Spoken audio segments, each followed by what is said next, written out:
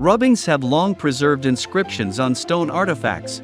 They capture both text and decorative patterns. These hold great historical and artistic value.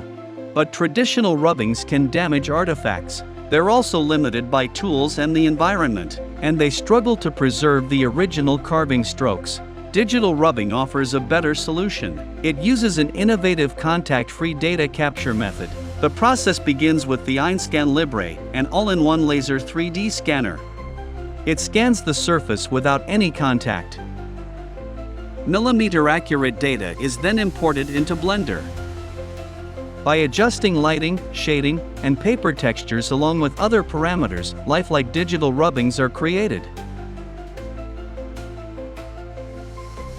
For detailed preservation or exhibitions, high-resolution photos can be added into the workflow.